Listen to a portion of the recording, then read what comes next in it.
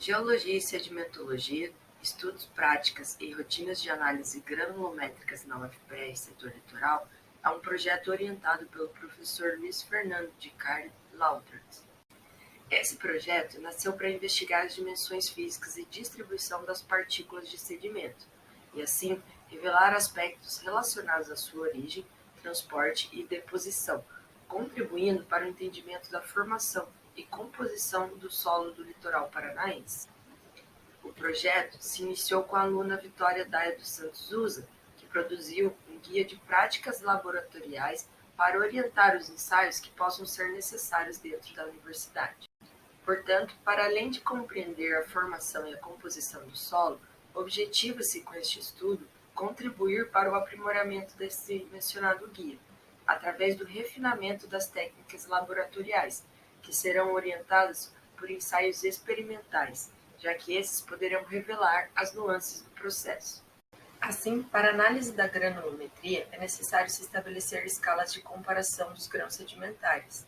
Para a realização do projeto, temos usado a definição de Folk-Award, ou seja, classificamos o sedimento pelo tamanho do grão, onde denomina-se as argilas as partículas menores. A pesquisadora Mariana Tramanjas Gutierrez sintetizou esta tabela, onde podemos, pelo tamanho do grão, atribuir uma nomenclatura relativa a ele. Aqui, os grãos de sedimentos mais grossos, os maiores de 56 milímetros, foram denominados matacão, e os mais finos, com menos de 2 micrômetros, de ultra-argilas. Para dar início à análise granulométrica, passamos por 3 fases, e na primeira temos o preparo prévio da amostra. Para se preparar essa amostra, precisamos primeiramente secá-la em uma estufa a 60 graus Celsius por 48 horas, e depois de seca, essa amostra precisa ser destorroada no almofariz, que é o objeto da segunda imagem.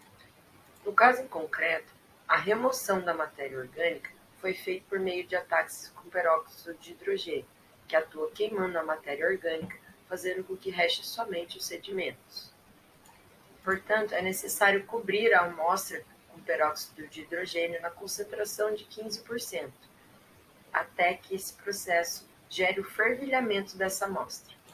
Após a adição desse composto, espera-se o efeito da reação diminuir para se levar essa amostra a uma manta aquecida a 50 graus Celsius para secagem, para que no dia seguinte se repita o processo até que a amostra pare de reagir ao composto. Essa etapa se mostrou bastante demorada a depender da quantidade de amostra e matéria orgânica presente nela. Depois de preparada essa amostra, a mesma deve estar bem seca para a gente realizar o processo de peneiramento, portanto, deve ser novamente levada à estufa. Com ela seca, a gente faz a pesagem. O seu guia recomenda que seja separada uma quantidade de 100 gramas para facilitar posteriormente o cálculo. Entretanto, no caso em concreto, optamos por usar mais para garantir a presença de grãos de siltes suficientes para um ensaio de sedimentação. As peneiras devem ser posicionadas no agitador mecânico conforme o tamanho da abertura de suas malhas, empilhadas de cima para baixo, da mais fina até a mais grossa, com uma bandeja coletora embaixo de todas. O agitador mecânico deve ser ligado por 10 minutos na vibração de número 3. Depois disso, deve ser coletados os sedimentos presos em cada peneira, que indica o seu tamanho superior à malha que o reteve, dando assim a classificação granulométrica destes sedimentos. Como a menor malha de peneira tem abertura de 63 micrômetros, os sedimentos que sobram na bandeja coletora são todos menores que esse tamanho e só podem ser medidos por ensaio por sedimentação. O ensaio por sedimentação é um sistema que atua pela lei de Stokes, onde a classificação das partículas se baseia na velocidade de decantação em que um grão atravessa um fluido viscoso. Entretanto, como na primeira amostra não sobrou sedimento suficiente para viabilizar tal experimento e na segunda amostra acabou de ser finalizada a fase de peneiramento, ainda não foi possível pôr em prática o ensaio por sedimentação. Assim, alguns dos resultados que pudemos observar desde já é que das 2 amostras de areia retirada da praia, não foi possível encontrar nenhum grão com menos de 63 micrômetros.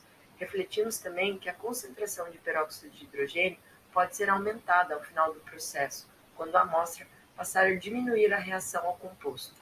Também observamos que o becker usado deve ser muito maior que a quantidade de amostra, para permitir que a reação ocorra e não vaze, causando perda do material de amostra. Por fim, tendo em vista que a amostra pode perder muito peso relacionado à água depois da secagem, é necessário começar com cerca de 500 a 700 gramas de amostra.